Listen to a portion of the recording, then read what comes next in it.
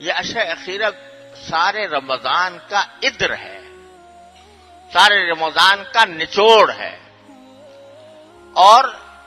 یہ عشر اخیرہ ایسا ہے کہ اسی کے اندر اللہ تبارک و تعالی نے شب قدر رکھی ہے، اور یہ اللہ تبارک و تعالی کی حکمت ہے کہ اس میں متعین رات نہیں بتائی کہ فلاں رات شب قدر ہوگی۔ شروع میں بتائی تھی،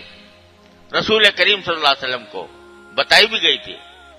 کہ فلاں رات میں شب قدر ہوگی، لیکن یہ اللہ تعالیٰ کی حکمت یہ کہ جب رسول کریم صلی اللہ علیہ وسلم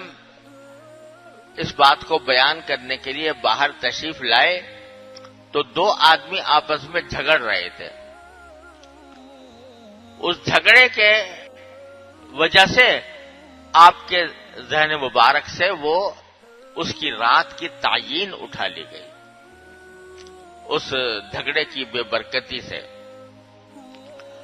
تو اصل میں تو اللہ تعالیٰ کو منظور یہی تھا کہ یہ رات متعین طور سے پتہ نہ چلے، لیکن تاکہ لوگ محنت کریں پورے عشرے کے اندر، اور لیکن شروع میں بتا کر اور بعد میں واپس لے لی گئی، یعنی اس کا علم آپ کو بھلا دیا گیا،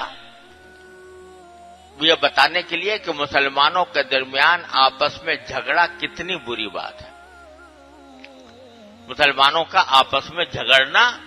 اتنی بری بات ہے کہ اس کی نحوست سے شب قدر کی تاریخ جو حضور اقدس صلی اللہ علیہ وسلم کو بتائی گئی تھی وہ بھلا دی گئی۔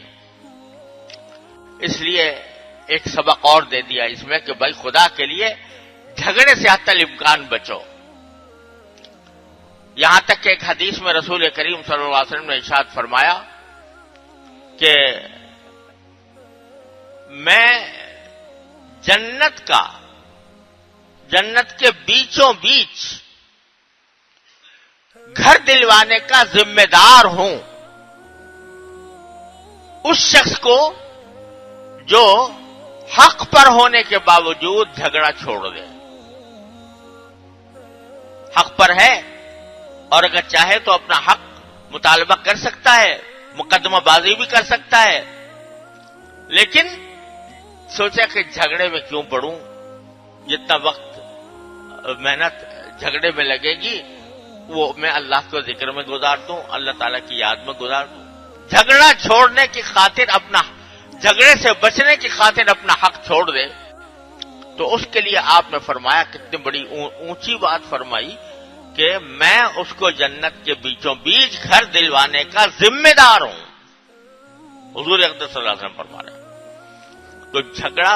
جھگڑے سے بچانے کی شریعت نے بڑی تاکید کی، حتی الامکان جھگڑے سے بچو۔ تو یہ سبق سکھا دیا اس شب قدر کے بارے میں۔ تو اب جب وہ رات کی تاریخ بلا دی گئی تو پھر رسول کریم صلی اللہ علیہ وسلم نے ارشاد فرمایا کہ التمسوها